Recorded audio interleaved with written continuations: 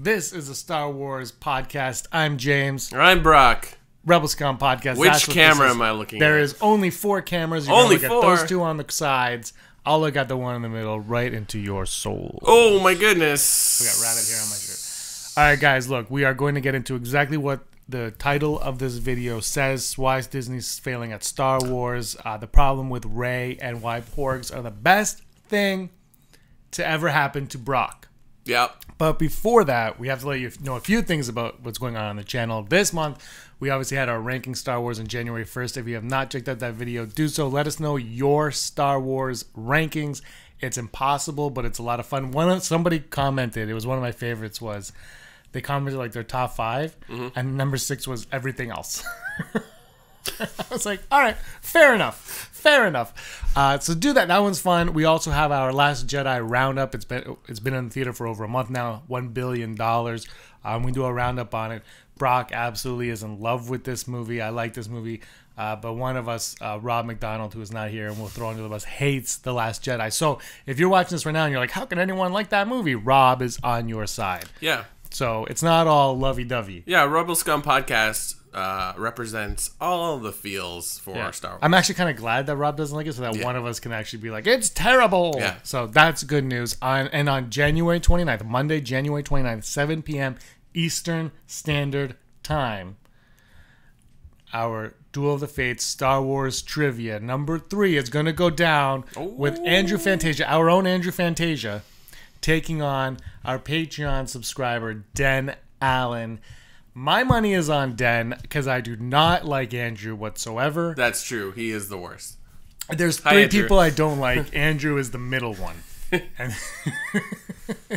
And so that's going to be a lot of fun.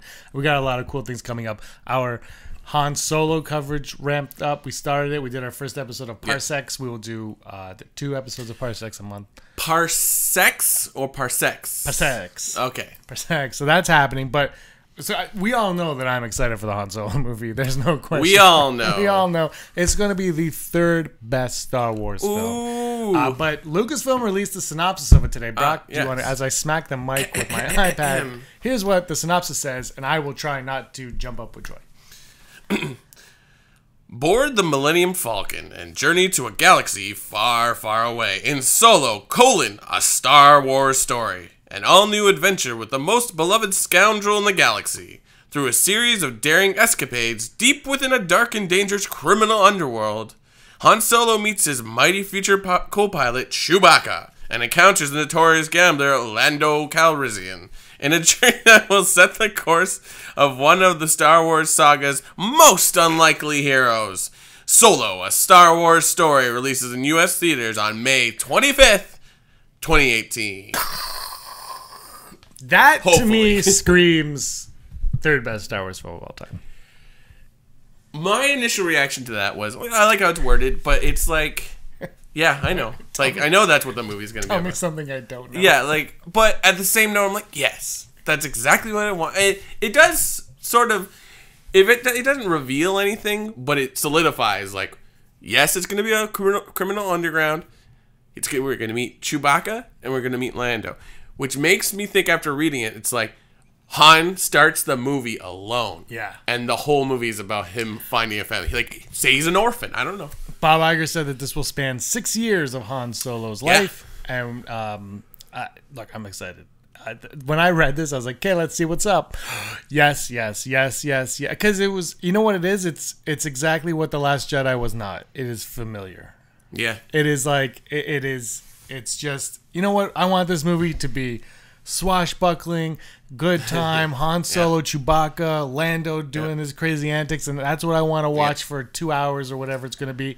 And this synopsis said, this is just what you want. It's like, we're not going to worry about, like, the lore will expand in some way, somehow, but that's not going to be the focal point. The focal point is going to be this smuggler, you know, stealing a ship from his good pal or somewhat pal or Lando Calrissian. And I'm excited that, and we already know that. And you know what? I have to say this, though, because in 5 months when the movie comes out on May 25th, we'll hopefully see it on the 24th or whatever. Maybe at a premiere. Probably not. But when we see it, we'll do a review of it, obviously. And there's like a 99% chance I'm gonna. It's like you going into Last Jedi. Like this is gonna be a 9 out of 10. Yeah. I don't think it'll be a 9 out of 10. But I will say this: the review, even if I absolutely love it, I will try to do my review subjectively, as subjective as possible. But it might also just be me going, "It's perfect." You know what? The question mark though is Ehrenreich.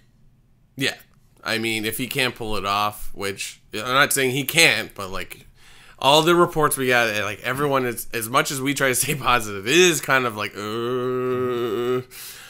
even like after reading that, I'm like, May 25th, maybe, like we don't know if it's gonna go down. We hope it does, but yeah, I mean, if he's not good, then the movie will flop. Yeah. Well, no, it won't flop. It's gonna make money because it's Star Wars, but you know what I mean, right? Like you're like, ugh. You know, though, if you walk in and you're gonna watch the movie, I'm gonna watch the movie. But if somebody walks in, they're like, "Oh man, Han Solo is awesome in Force Awakens or in Empire. You know, he's awesome. He flies. Blah blah blah blah blah." Yeah. Hey, princess, and they go into this, and Ehrenreich is not Harrison Ford. No, yeah. But you know what I mean? Like if there's two ways it could go. Either one where you're obviously it's not Harrison Ford, but you're like, okay, he's got the Han Solo down. Or the other way is this is not Han Solo, and that's the and the thing is we haven't seen the trailer, and I posted this on YouTube. What are the odds, Brock, that we hear Ehrenreich speak in the trailer? If he doesn't sound like Han Solo, you're gonna be like, yeah, like I saw Hail Caesar, and I don't remember him, even though he's like the main character. So, but you know, I'm optimistic. But like, if he doesn't talk, that'd be interesting. I really like my pick for Han Solo out of all the people that they narrowed it down to, was Baby Driver. I thought he was. Ansel Elgort. Yeah, I thought he was good in The Fault in Our Stars. I don't know if you guys have not seen The Fault in Our Stars. It is a tremendous. Then you're dead inside. No, but I thought he was good. But you know what? I wasn't in the auditions, so I don't know what they were like. Yeah. Ehrenreich obviously did something, but you know what? I think he'll probably do fine. Wait a minute. Based on nothing. You're Kathleen Kennedy. Yeah. Wait a second. You're just a demon. You know what's great is now I can put down Kathleen Kennedy joins us in the YouTube title. Oh, snap. Views. Clickbait. You like this clickbait. Click. It's all clickbait. Apparently the trailer now is going to drop this Sunday. Well, I don't know. I will say this, though, and you know it. Once that trailer drops, we are going to cover the crap out of it. Oh, for sure. So the day it drops, we're going to have 4 videos on the channel. Yeah. That's 4. Hopefully. Well, you work all the time. We're going to do 4 videos. You might be. Well, we'll wait for you to do one. We'll have a reaction. Yeah. We'll have a review of it. Yeah. Because why not? Andrew's going to do a flying casual on it. And there will be a vote of no confidence as well. We're going to have 4 videos on it. Then, as soon as we can after that, you and I will do a frame-by-frame analysis where we break down exactly what point in the trailer told us that this is the 3rd best Star Wars film. Right. That's what it'll be. And we'll do more as it goes on. But the day it drops, we're going to cover the crap out of it. Also, our contest. Which one? The Solo contest. Yes, the Han Solo trailer reaction. If you've listened to any of our current podcasts, especially the one we did yesterday, which I know you have, we want you to watch this video and send us your reactions because we, one, want to see what you guys look like, and we also want to get the best reaction that will win a prize. What is that prize? I don't know. TBA. Just like if this movie will come out May 25th. No, there will be a prize. You will win the prize. Just send in your reaction, and we'll put a compilation video together. Because I think it'll be a lot of fun. Because the thing I like about doing this podcast is talking to you guys. And we all love Star Wars. And, you know, I'm going to do a reaction. I can post a reaction, no problem. But you guys, maybe you can, maybe you can't. But I think it would be fun if we all did like a Rebel Scum community major reaction type thing. So anyway, do that at the prize. We'll announce the prize on Facebook soon. And send it to our email, rebelscumbags at gmail.com. And if you can't figure out how to get it in there because the file's too big or whatever, WeTransfer.com. I was like, WeTransfer. There's a bunch of them. Use whatever you want. Or whatever. Like, there's probably other ones, but that's what we use. It'll be, I think it's going to be fun. That's, where I stand on it because I'm really excited to do this reaction because we know I'm super pumped. Also, we got to tell you very quickly about our Patreon page. Patreon. We have 4 tiers on Patreon: $1, $2, $3, $10. $10 you can be on Duel of the Fates, on Vote No Confidence, and a bunch of other things. For $3, you can get... That's 3. $3. You can get everything, plus you can get your theories and your top 5s and all that read on the show. But one of our top 5 today was sent in from Patreon, so it's actually top 5. What is it again? It's top 5 deaths. I'm glad we're both prepared for this one. I'm excited because look, I got the news done. For $2, you'll get all the shows early, just like the other ones, and you'll also get our Star Wars documentary that we're going to be doing later this year. And for $1, you get all the shows early, and you get Cloning Around, our Clone Wars show. Wow. Which we did. More shows. And, the final thing on Patreon is everybody on Patreon is, whether you like it or not, are entered to win The Last Jedi on Blu-ray. Ooh, how do we have it? We don't, but we will buy one and get it to you. We will go to Zellers. It's a real... There's one in Ottawa, apparently. Really? Or on the way to Ottawa. Ottawa is our nation's capital. It was chose because the Queen at one point had the map on a dartboard, and she threw a dart and it landed on Ottawa. That is what my grade 7 teacher told me. I will never forget it. All right, why Star Wars? Disney Star Wars has failed. Brock, you have not been disappointed yet with Disney Star Wars. So are you going to be objective when we have this conversation? Probably not. Well, no. Because I think having these feelings are valid. I mean, I constantly say that, like, Last Jedi and, to an extent, Force Awakens is a new status quo in Star Wars. But one thing that lingers constantly is that, guys, this is now a franchise. Oh, I mean, it's always been a franchise, but now it's a franchise owned by Disney, which owns pretty much everything. So, I mean, it used to be Grandpa George could just do whatever he wanted. Now it's Kathleen Kennedy and, to an extent, a committee that says, no, you can't do that. No, this is not going to work. Or, I don't want to make it sound like they're so, like, they're Jabba the Hutt. There is no creative at Lucasfilms. It's just Jabba the Hutt behind a wall. People forget that, though, that it's a look. Money makes the world go round. Oh yeah, and it makes Disney be able to purchase Fox, be able to purchase Lucasfilm, be able to purchase Pixar and Marvel. And if you don't make money, you can't make these acquisitions. So yeah, look, it sucks, but George Lucas isn't. He's not the rich guy making the movies anymore, and now they've got to worry about the fan base, and that's why I honestly think it's perfect for Han Solo to come out in May. If this synopsis you just read is any indication, we just got The Last Jedi, which divided everybody. Everyone's like, I don't need a Han Solo movie. Well, nobody asked you. Nobody asked me. I probably, you know what? As much as I love Han Solo and I'm looking forward to this, it would not have been the movie I would have been like, your next one should be Han Solo. Yeah. But I didn't ask for Rogue One either, and I love Rogue One. They're doing things. But to my point is that this is going to alleviate, I think, some of the pain from The Last Jedi that was felt. People can be like, but Star Wars is back to fun like The Force Awakens was. I mean, we still have people like Pablo Hidalgo, Dave Filoni, and I know this is controversial, Rian Johnson, people who care about Star Wars. But, George Lucas was George Lucas. It's like Stan Lee. Like, Stan Lee can kind of do... Well, he can. If you've read the news, he can do wrong. But Stan Lee is like, yes, everything you say is golden. And if you're a comic book fan and you've gone to a Q&A with Stan Lee, he just says the same things over. I've heard him say the same story about Daredevil at least 4 times in either media or on Q&As when he comes to Toronto. So George Lucas is the same. It's like... You're like, even though you might not like the prequels, you're still like, George Lucas, he's a revolutionary in this genre of film.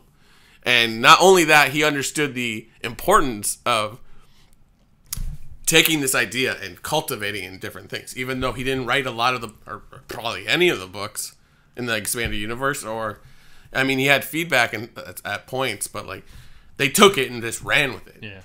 So, it's got to be really impressive to come up with one idea. So, like, he comes up with Luke, he comes up with Han. Like, Stanley comes up with, the Fantastic Four, the X-Men. And the old stuff is good, but then when you continue an expanded universe, you're like, wow, this is like Thrawn. Thrawn is a perfect example of taking an idea and putting new stuff in. But we still respected George Lucas. So it's like, I think problem with Disney is they're faceless. There is no, I mean, even though we know Kathleen Kennedy who is the new face, was like, it's not the same. So like, that is the problem with a corporation taking over. And everyone forgets, she still has someone to answer to. Yeah. She's not the be-all, end-all of anything. She has to go. Bob Iger's right up there. Yeah. He's like, hey, Last Jedi, stumble. What do you got? Han Solo. Okay. Yeah. And then Han Solo, you know, I don't think anyone's predicting it to make $1 billion. No. This will be the first Star Wars film in the new era to not hit $1 billion. That's something. I don't know. But it's going to hit $1 billion right here. It's, you know what? What will really be the true test of how people feel about this movie, not how the movie will succeed, although I guess it goes hand in hand with it, but when they release pre-orders for tickets, which a lot of times is like tells you if the movie's successful, which is crazy, but like if you know you're gonna make this much money because you've already made this much money, that's how they do. Like Black Panther is already on the road to do well because I think you can pre-order the tickets now. Probably. I was reading something about it because it comes out on Valentine's Day, or like the weekend before. Ooh la la, Black Panther, romantic. So this isn't really the topic, but I think Han Solo, until we get the pre-order of tickets, we can't really say. I guess it kind of works with what we're saying. Yeah, I don't know. What made me think of this topic was on this weekend. I was at my brother and sister-in-law's. Watched my nephew play some hockey, and my brother-in-law was like, "We need to watch Star Wars." I was like, "Okay," and that's that thing you do. And he put on The Empire Strikes Back. Yeah. Then we watched A New Hope after, and then fell asleep and whatever. But the point that I'm making is, during Empire Strikes Back, what really blew my mind was my nieces and nephews are 10, 8, and 5, and the part that reeled them in the most was when Yoda lifted the X-Wing out of the swamp. It's like, and it's the most quiet, subtle scene. And none of them are really even into Star Wars. Like, they know Star Wars. Was it like the first time they watched it? No. No, I think they've kind of seen it. But it was like, they weren't really paying, like, they were on like a Nintendo, like a 2DS and like a tablet and their phones. They have phones, let's say 2018. And then all of a sudden the scene happens and I was in the kitchen and I come out and they were like this. Like mesmerized, engaged. So engaged by it. And then the Imperial March, they hum along, but they were doing that. But the rest of the movie, they didn't really care. They're like doing whatever. Right. And then, and my brother-in-law has not seen The Last Jedi yet. And we were talking. He's like, I'll probably like it because I like every movie. He does. He likes every movie. Yeah. And then I was like, it's hard. It's a hard movie. The whole thing's hard because Return of the Jedi is such a finale. Like, it ends. True. The saga ends. The story ends. You go back and do the prequels and they lead up to Return of the Jedi, and everything's leading up to Return of the Jedi, and then Return of the Jedi ends your story. And now they've come back with, well, it's not over. Here's your PS. And you're like, you know what? They need to get rid of the original characters. Yeah, that's how I see as one of their biggest tripping blocks. But go on. Yeah, no, that's exactly it. It's almost like but it's tricky though, because if you bring it back without the originals, then everybody complains. Oh, for sure. And not even just us. It's like, if my parents go see this, like, well, where's Luke? Where's Han? Yeah. It's like, well, they're not in this movie. That's the thing. You can't make... See, and that's why I think this Rian Johnson trilogy... Yeah. It's weird because it's almost like... I hate to say what I'm going to say, but people might like it. Is you almost look at The Last Jedi and you go, if you would have just stayed on the Force Awakens path and then ended it on that path of the familiarity, and then you have the Rian Johnson one that's so out there. Yeah. But the question now is, if Rian Johnson's trilogy is so out there, do people accept it because of how familiar we just had it?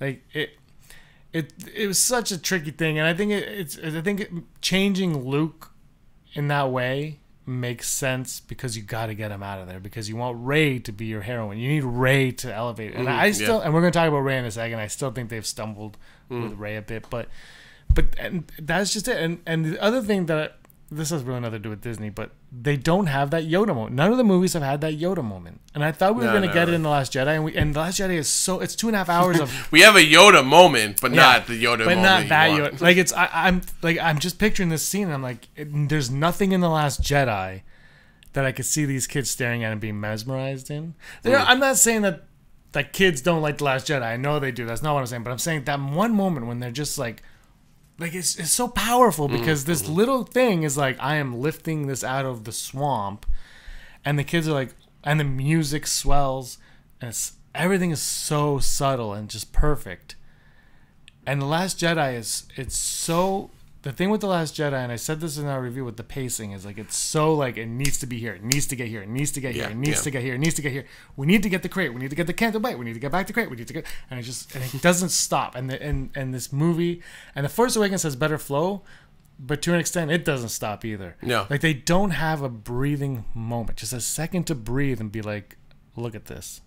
Yeah, because like in A New Hope, they have a moment on the Millennium Falcon where Luke has the blast shield down. They're like, and then they're about to hit the asteroid field that is Alderaan. But there's that moment where you're like, it explains a few things, but then you're like, because as much as you could argue the Leia scene, maybe the R2 Luke Leia, but yeah, that's right. And then like, oh yeah, that's true. And then but it's not.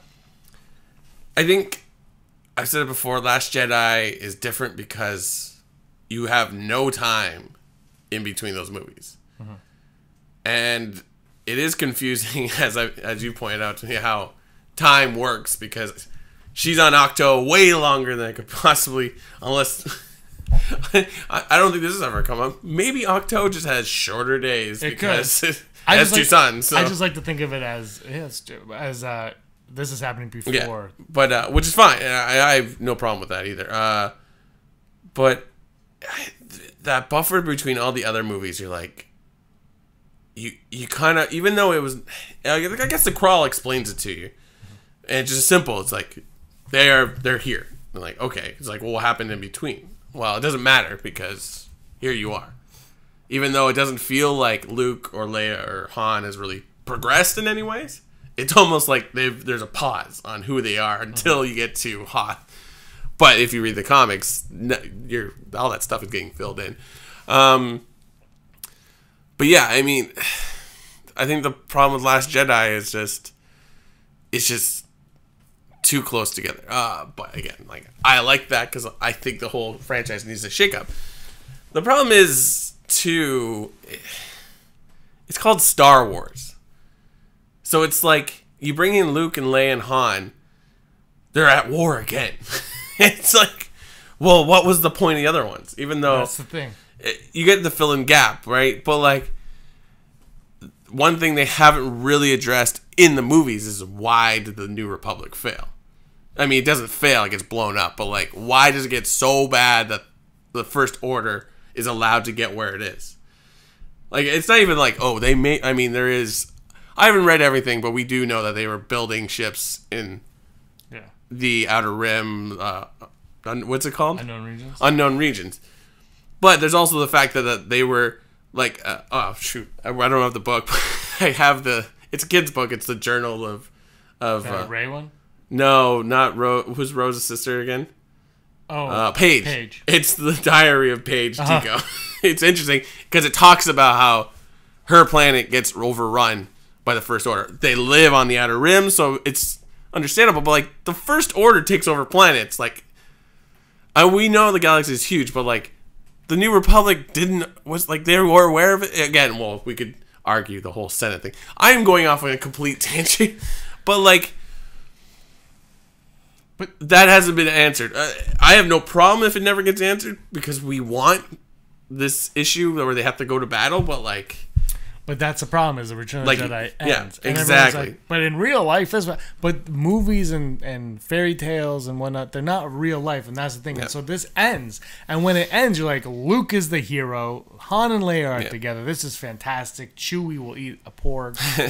Ewoks are great, but then all of a sudden they're like, we got to come back. And what do you do when you come back? Well, poop's got to hit the fan. Yeah. And so they're back doing exactly what they just did against exactly what they were just again. But it's and that's really where when you go and come back to these movies, looking at it, the Disney failing thing is like it's almost like they were stuck. Like you can't bring Star Wars back without Han, Luke, and Leia. Yeah. It's impossible. Like nobody would have expected. Like you said, like just couldn't have happened. But at the same time, now you've got this where you have the Force Awakens and everyone's like, Star Wars is back, and then a year later, it was a ripoff of A New Hope. I hate the Force Awakens. It's the worst thing. And then the next movie, you've got the Rogue One, obviously, but the thing with Rogue One is like the people like either love it or hate it, but it's a different breed of everything. Yeah. But the diehard fans, I think, like it a lot more.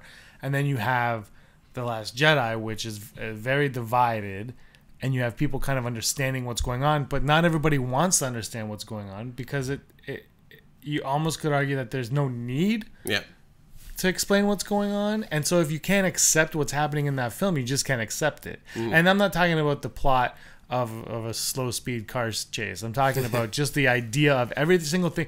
The idea in that movie of what's happening is almost like they were stuck, and really I think Rian Johnson's handcuffed in that movie too because of J.J. Abrams' cliffhanger ending. Right. Because the minute they do that, it's like, well, okay, either the crawl's going to explain what's happened or we're going to pick up right away. Yeah. And if the crawl explains what's happened, we're going to feel cheated out.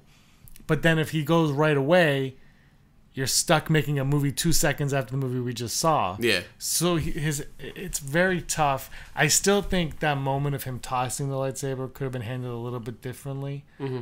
I understand. And you know what? I'm going to say this out loud. I think J.J. Abrams, he knew. Like J.J. Abrams, I don't think that was something Rian Johnson's like, and then he throws it the lightsaber. Screw you, J.J. Yeah. I think J.J. Abrams was like, look, this is the lightsaber. And he was like, do whatever you want, but for me, I don't think he accepts it. And then he walks away. Yeah. Also, Snoke dies. And he walks away. And then Rian Johnson's like, oh, yeah, he doesn't accept it. That's like, and that's what I think. Because I think this movie actually is less of a slap in the face to J.J. Abrams than a lot of people do. I think a lot of it was planned out. And I think Snoke was always supposed to die in this movie because Kylo Ren is the bad guy. He's the Skywalker. He's finishing what Vader started, and that's what I think. And people can argue with me if you want, because you might be right. I don't know. But this is what I think. I think Snoke was always supposed to die, and I think Luke was always supposed to chuck the lightsaber. Well, throw it away or not accept it, I'll say. That's what I think. There's so many things I want to say, but I want to stay on the topic of what. It's like, yeah, people, he says this is not going to go the way you want. He said it. He said it in the trailer. Were you not paying attention? Like, that, like, Last Jedi is just, like, so many things are literally said to you through the screen. You're like, oh, yeah. It's like, I'm going to die on this island, and then guess what? Spoilers. But anyways, like, yeah, so why does Disney fail? No, they were set up to fail, and they cannot succeed. There's what is this? Oh, let me. I think it's there's a philosopher. That's right. We're gonna get philosophical. Zeno's paradox. You know Zeno's paradox is where time, right? You can always catch up with time. I had to look up Zeno because is it with a Z or a Z or no? Xena, warrior princess. Anyway, but you can never catch up. Right? That's the whole thing. And that's where Disney is right now. Is we've had 30, 40 years of expanded universe crap. It's not crap, but some of it is, let's be honest. Stuff. We had 40 years, 30 years of expanded universe stories. Now Disney buys it like, that's gone. Yeah. So we're here and Disney's here and we keep going forward now with the new stuff, and they can't catch up to us. The only way to catch up is to end the Skywalker saga, which is going to happen in Episode 9. That is the smartest move to make. You have to stop, because as much as I want to see Skywalkers going on, I'm like, you know what? Yeah, Kylo Ren, Supreme Leader for 10 more movies. Yeah, it's got to stop. Just end it right now. Cut it off. Rey, you know what? Daisy Ridley was like, I don't think we're going to go past. She's going to go past 9, and I think maybe we're going to talk about it a little bit, but maybe she knows. Like, this is it. Like, her story is these 3 movies, and then after these 3 movies, everything we know is thrown in the side. It's like, there's your saga. That's 9 movies. Have fun, Disney, because Disney had to do the sequel trilogy. If they don't do the sequel trilogy, you're not going to go see nonsense Star Wars that Rian Johnson is going to make going forward. Now that's out of the way. Now give us the fresh stuff. Yeah. And then, you know what? All the complaints that I have about they don't understand the Force. People are just using the Force like mad, blah, blah, blah, blah. No, they're not. Well, they kind of are. Broom Boy, like, people are just... But what I'm saying is, but now you've got 3 movies where you can dive into the Force again. And you can... Whatever the Force is that Rian Johnson wants it to be, or whatever. Now you can tell me that story, and it could all start making sense, because you're like right now you've said there's more things out there. The Force is bigger than you know. Okay. Yeah. Finish your little saga, because the only way that you can surpass us is finishing the sequel trilogy. Right. Like the original trilogy came out 40 years ago, or less than 35 years ago. And we haven't seen a Star Wars movie up until 20 years ago, or like for Force Awakens, you know what I mean? It's like you have to, even though I think like they shouldn't have put Luke and Han and Leia in this, because they could have, but like you put them in and you have to give them these reasons for being. It's like they can't just, oh hi, I'm Leia, and then walk off stage. But you have to put it in, because people are like, well, I want to know what happens next. Even though it's been 20 years or 35 years since we've seen those people. But this is, I think, the thing is, I don't think people are like, what happened next? I think they just want to see their characters in there. Fair, fair. And you know what? I think the thing is, I think Han, and we're going to talk about Han in a Parsecs episode coming soon, so don't blow it on this one. But you have an idea about Han and why he's the perfect character for yeah. But we'll talk about it. But Han fits in The Force Awakens beautifully. Yeah. Luke Skywalker, obviously people are very much divided on him. Yeah. I almost feel like Luke didn't need to be in it as well. Okay, I should.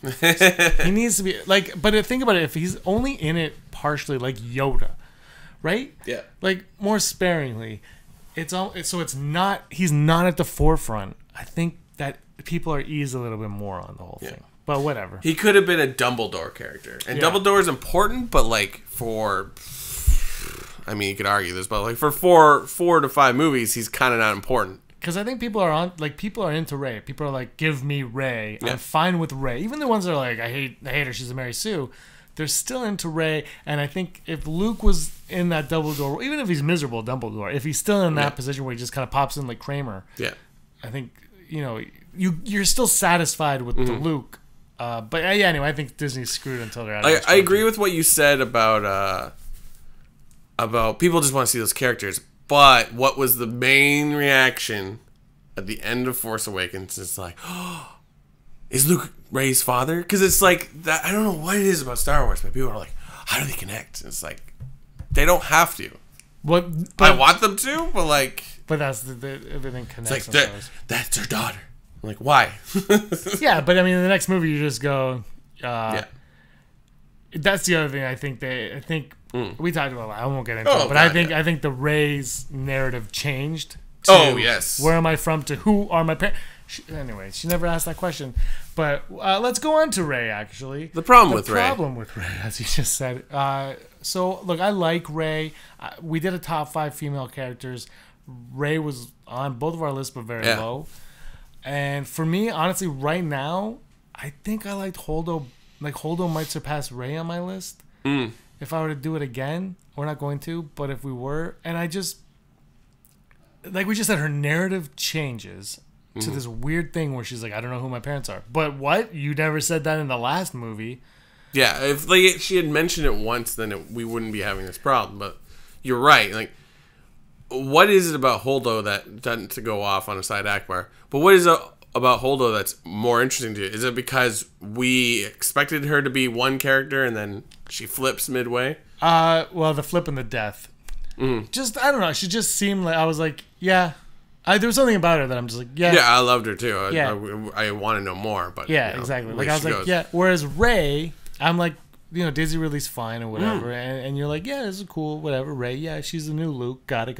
But unlike, and Luke, I don't think she's a Mary Sue, but they're just like, give me a moment where she learns something, and I have no problem with her using a lightsaber, but it's almost like they're like people like Rey, and Rian Johnson's like, it was almost like when Rian Johnson read the Force Awakens script, he was like, who's Rey's parents?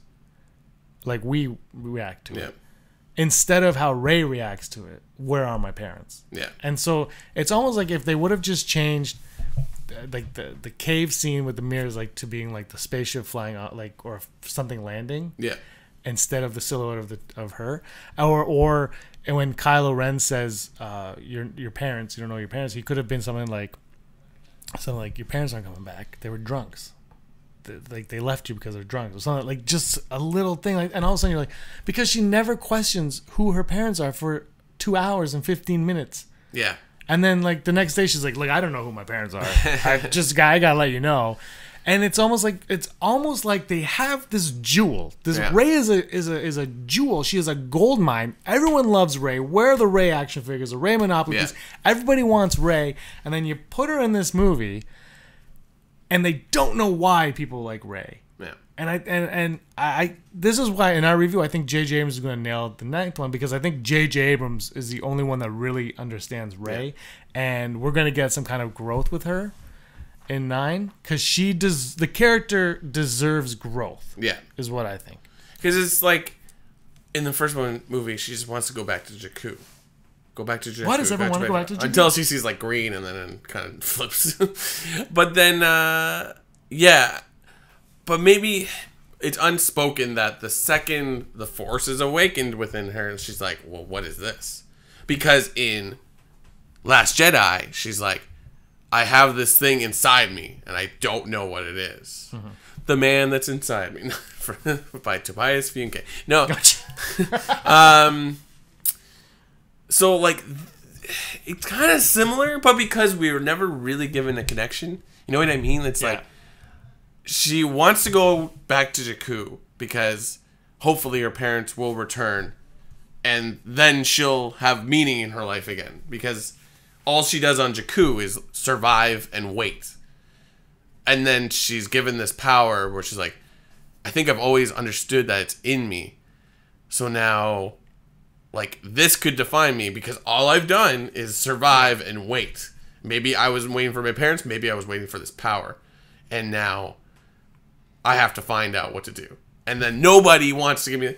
Like, I would love for the episode 9 to open on where she's at the boss. She's like, it's like, I am going to do this, and like she just tells people off. I don't think she becomes a villain, but she's like, okay, we're gonna do it my way, whatever. Like, even if she snapped at Finn, that'd be great, because it's like, it has to be her movie of like, I don't know, but that's the problem, right? It's like, how do you? She's not a Mary Sue, but you're right. It's like, how does she figure this out? But maybe she's able to cope with these powers because she survived on a desert planet where she ate like Red Lobster biscuits for food every day. Like, I'd be like, yeah, I can survive this, or I'm not afraid to do this, or I don't know. And then she lifts rocks because the Force isn't about that, and then she does it. Yeah, and I've derailed the podcast. I just hate that 2 years ago we saw the movie and I was like, oh, we're going to get answers on Rey, how she got the mind trick. Mm-hmm. And yeah, she got it from Kylo's mom, whatever, who cares.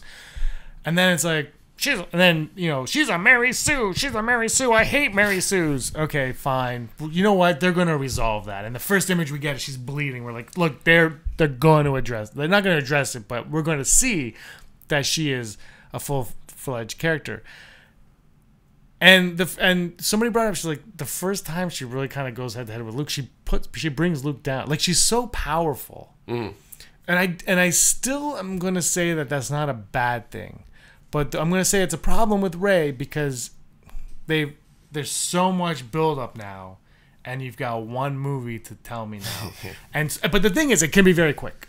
It can be, and she has the books, and I'm saying the books are the biggest cop-out, because if she's just like, look, I read these books, blah, blah. Like, if she's like, I spent the last 5 years reading the books, I'll be like, well, okay, fine. But something needs to happen with Rey, and I think it will. She is. Look, you just said she doesn't know what her purpose is, and maybe this that's been in her this whole time is her purpose, and that purpose is now going to be what concludes this saga, and it has to do with Kylo Ren. who is the lead of this saga, I believe. Oh, yeah. Because he's the Skywalker, and Rey's not the Skywalker, and that's not taken away from Rey. I think that's actually going to build up Rey, and it's all about Ben Solo. Swallow. Yeah. Big Ben. Not Big Ben. I mean, we don't know everything about what Snoke's plan was or how him, like the real relationship between him and Ben. But without Kylo Ren, you kind of have nothing from what we know so far. It's like the First Order, I mean, you can argue this, but like I feel like the First Order doesn't get to be where it is until Kylo Ren is not the representative, but like the second you have him, it's kind of like, again, this is very arguable, but he's Vader, right? So like some of the success of the Empire is because of Darth Vader. I mean, the main downfall of the Jedi is because Anakin turns and takes out the whole Jedi temple or whatever. I mean, there's more to it than that, but you know what I mean? Like, the second Emperor can turn Anakin is when he can prevail. Like, there's so much more to his plan, but once that happens, it's like, okay, Order 66, go! Like, because, like, he was able to crack the Chosen One. So in a sense, Kylo Ren needs to exist for the First Order to prevail. I don't know where I was going with it.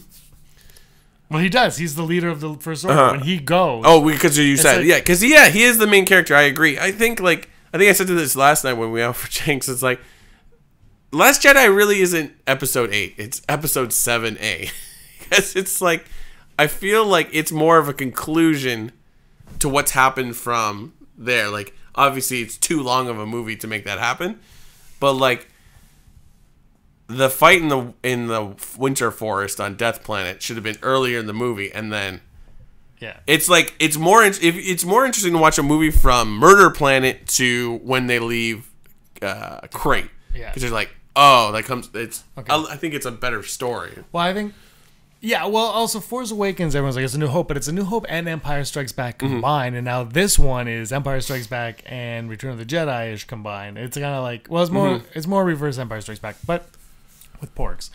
But like, and that's where it is. Can we move on now? Yeah. I think we exhausted that. Let us know what you guys think. Is there a problem with Rey? I can't wait to see the no, you're an idiot. No. Look, I like Rey. Shut up, Mom. I want Rey. I just want Rey to be a stronger character. Yeah. Because right now, like, if you give me a book on Rey, am I interested? Probably, because I'll read it. Yeah. All right. So Road to 100, we're going to do our top 25 characters on our 100th episode. Until then, we're going to do 2 characters a week voted by our patrons. And when it's all done, there will be a list of 50 for them to vote on. And we will dwindle that down to our top 25. Today's top 2 from our patrons are... Hondo and Naka. And Darth Maul. Ooh la la. I'll talk about Darth Maul. He is fantastic. Double-bladed lightsaber, my favorite lightsaber fight of the whole thing. Comes back in the Clone Wars, dies on Rebels, spoiler alert, in a fantastic ending to him. Yep. Very fitting. He has the craziest story arc of anyone to go from live action for 45 seconds to animated form. He's like what Boba Fett could be. Because they're kind of like... Darth Maul is a more important character than Boba Fett in the movies, but like they have the same they don't say much, and they're just there for like cool battle scenes. But like with what they put in Clone Wars and Rebels is like, oh wow, there's so much to this character now. So it's like they could do that with a Boba Fett, possibly. I don't know. Talk a bit about Hondo. Hondo. I thought he was so annoying originally when I met him, but then they just kept bringing him back, and he's like a pirate, but like he's so what's the word? He's just like bumbling, or like he just you're like, oh, he's kind of a nice guy, or he's a good guy, or like, oh, maybe he's up to. He's like, no, he's always scheming. It's like great, and the inclusion of him into Rebels and the relationship he has with Ezra is amazing. All right, moving on to Never Tell Me the podcasts. The odds of Han Solo being a great movie, 100%. 100%. All right, first off, the odds of Thrawn surviving Rebels. I'm going to go 75%. I agree, like 75%. 70. Damn. Because I feel like he's such a cool character that they could just continue to write stuff about him. I don't know how they get him out of Rebels or... Where there's a Filoni, there's a way. Yeah, I mean... Anyway, yeah, we're both agreeing. Yeah, I don't. I just feel like you can't just like he's so like there's such a reverence for him from fans that it's like you cannot get rid of him. But I guess you technically get rid of him at some point in the book. So, anyways, odds of Poe Dameron getting a new X-wing. This is affected also by the next question. Yes, it is. This being the only question. 99%, because it's just like you don't put your X-Wing pilot and not give him either. I mean, the X-Wing doesn't look hugely different, but it does cool stuff. I'm gonna go even based on the answer for the next one. 91%. Ooh. And the next one is the odds of Poe getting to lead a larger ship. Exactly. I'm gonna go 100%. But they're also going to find a way to get him into an X-Wing. Yeah, that's the thing. See, like, I want to say 100% too on this one, and then that brings down the X-Wing part to, like, 100%. Because it just would be odd, because he has to be... They're creating this leader, and you can't have a leader going and... But you can, because if they're in trouble, he's like, I have to go. And they're like, no, Captain, you can't. He's like, no, I've got to do that. I've got to say my truth. Then he goes out and boo, boo, boo, boo, boo. And then Kylo Ren comes up and he goes, I've got the leader. Because he'll be breathing. But then they throw you, they make it look like he's in there, but then it's all the VR that he's still on the ship, and then the R2, the BB-8 is actually flying it. Boom. Yeah. All right, let's move on to Hello News. Hello News. Da-da. I got some news for you and yous. Daisy Ridley had a moment of happy sadness when she spoke with Colin Trevorrow when he was still the director of Episode 9. This news comes on through Collider's Star Wars show, where Bobby Moynihan from SNL, who I never really realized he was a huge Star Wars fan, but I don't watch Collider a lot, but when I see he's on it, I do enjoy his feedback on Star Wars. Actually, I really enjoyed his show that unfortunately was canceled, Me, Myself, and I. And there's an episode about Star Wars. So, but anyways, he was in Book of Henry, which was the huge movie flop that might have brought Colin Trevorrow to being fired from Star Wars. I don't know. Colin Trevorrow having written and directed the Book of Henry. So anyway, Bobby Moynihan was at MB because he's a Star Wars fan. Colin's a Star Wars fan. They got close, and I guess at some point Daisy Ridley was on set or at the same party as them. It was the first time she met Colin Trevorrow and said, what happens to me in your movie? And they went off in a corner while Bobby Moynihan was watching, and he whispered into her ear, and apparently she just publicly started crying because it moved her so much. And Bobby Moynihan says, like, it was so cool because he knew how much Colin Trevorrow was a fan of Star Wars. He's like, I am witnessing Star Wars history. Unfortunately, I guess that's not going to happen the way we think. Who knows? Maybe not. I don't know. Next story. Everybody's favorite blue alien is going to be pushed back slightly. Thrawn 2, something. I forget what it is. Alliances or allegiances? Alliances, which is going to have him and Darth Vader working together in some kind of imperial fashion, which should be very interesting. Has been pushed back. Maybe I should get out my notes because I wrote all this down. It was supposed to come out in July. Now it's being pushed back a month. I think July. It was June 26th, and now will be pushed to July 24th. 302-page book from Random House. So, sorry, Star Wars nerds. We'll just have to wait another month. But that's okay. On to our next story. Han Solo is doing reshoots. But, you know what, guys? Let's not panic. All movies. This is a terrible picture of Ron Howard. You'd think he would know how to lay it. But that's Lando. Oh yes, I've seen this one. how not lit his face is. It's lit. I have faith in this movie. But it was announced through a Reddit poster named Hufflepuffins, which is an amazing Reddit name. And legit. Shared the secondhand update regarding the status of Solo, now under the direction of Ron Howard, that reshoots are happening from the end of January and will be going on for 3 weeks or so into February at least. Which is not huge news, but is still something because it's supposed to come out May 25th. May 25th. And with all the troubles of this movie, it's like, yikes. I think this is just pickups, though. Yeah, and again, this happens in a lot of movies. Justice League did it when Joss Whedon had to jump on. It's a bad comparison, but it was in the article. But I'm just saying it happens. And also, Rogue One, which was a pretty successful movie, also went through the same issues. It's okay. It's what they do. Yeah, it is weird how close together it is, but we live in a digital world. It can be done faster.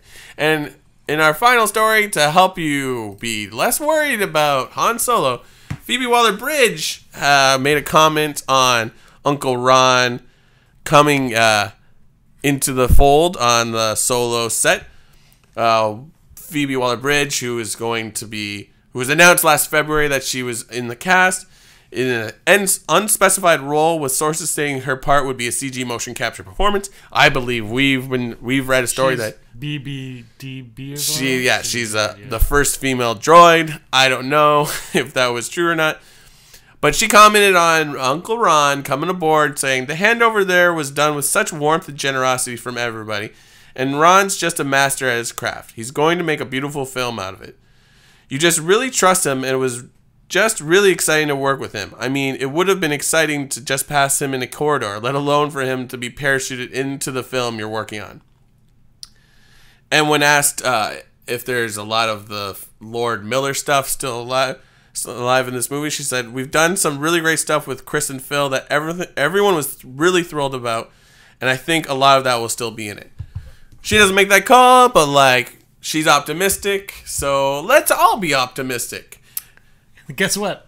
I am. All right, this has been Hollow News. Books and comics up now. So I was going to bring a magazine, this cool magazine. I read it. If you've seen my high ground on the Han Solo film, I have it there, but I want to talk about it next week.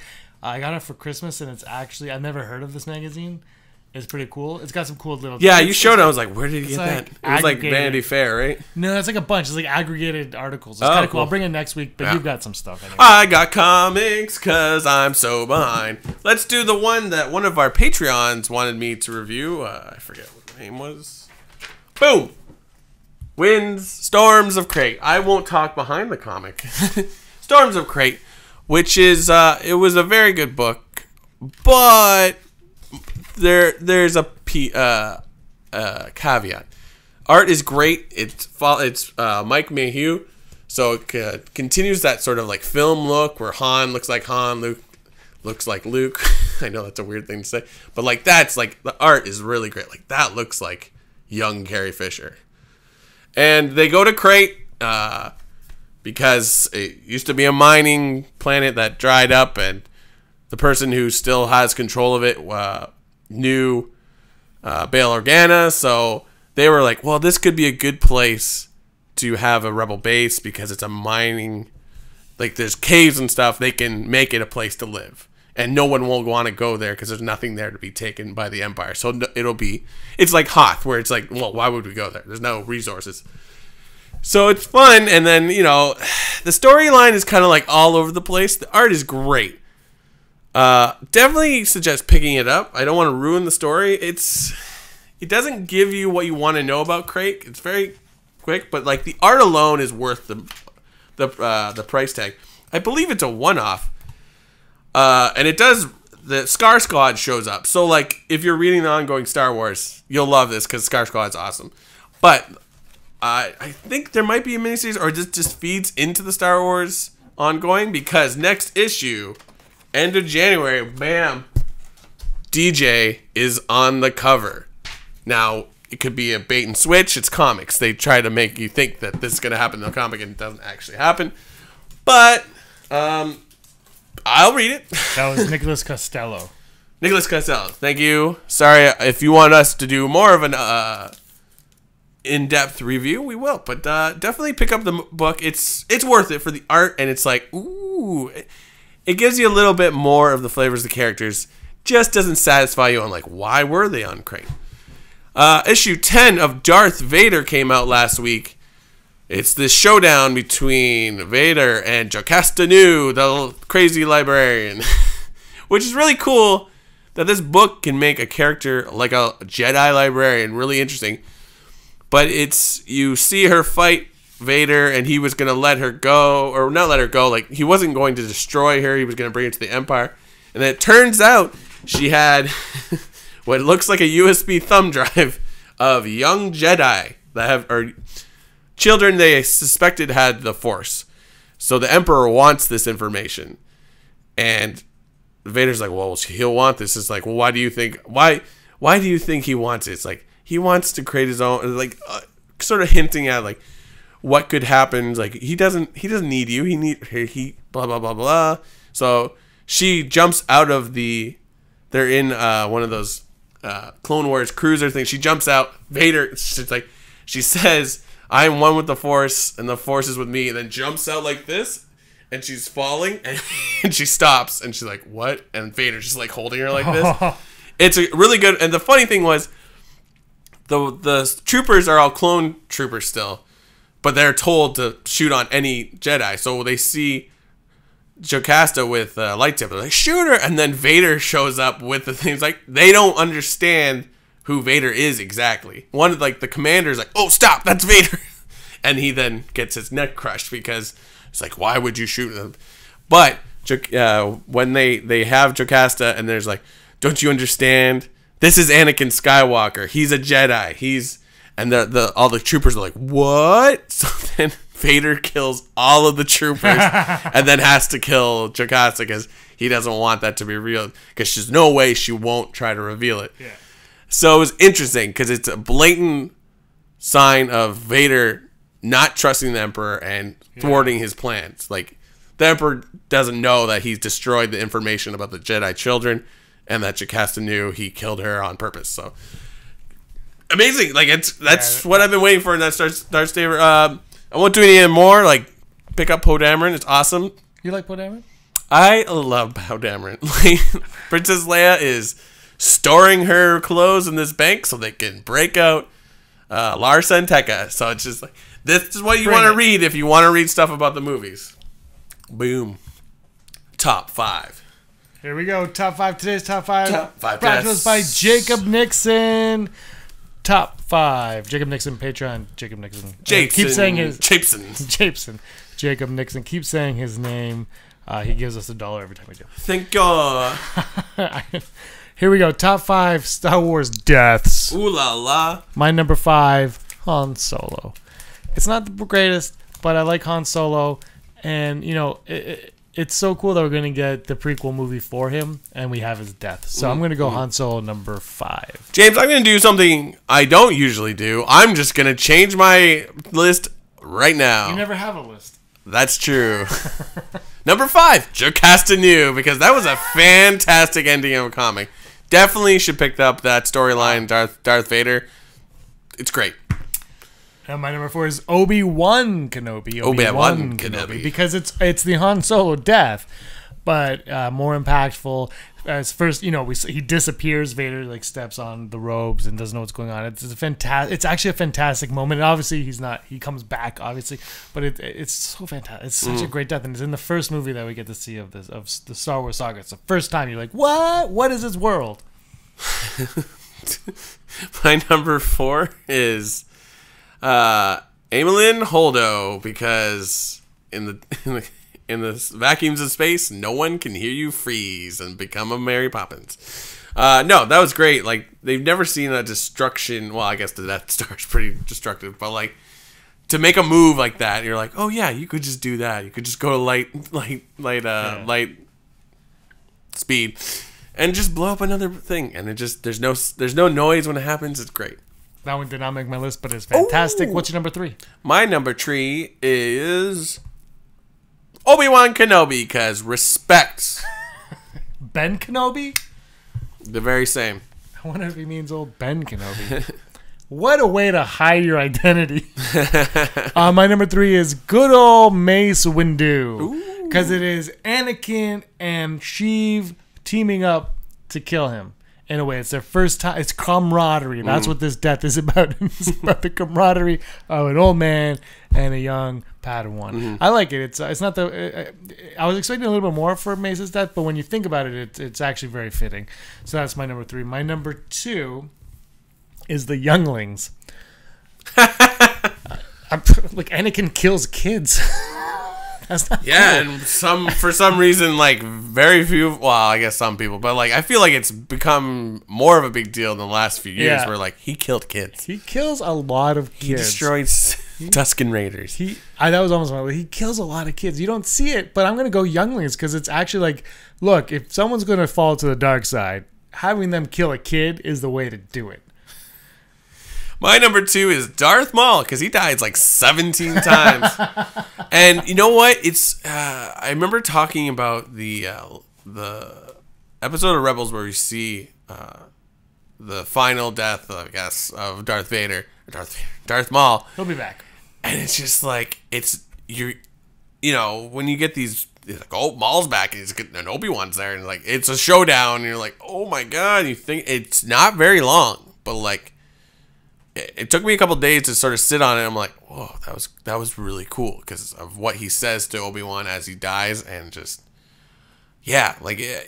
stuff like that. I wish they could put in the movies, but it would be too confusing. So, definitely. My number 1, Count Dooku. Ooh. He gets beheaded by a Jedi.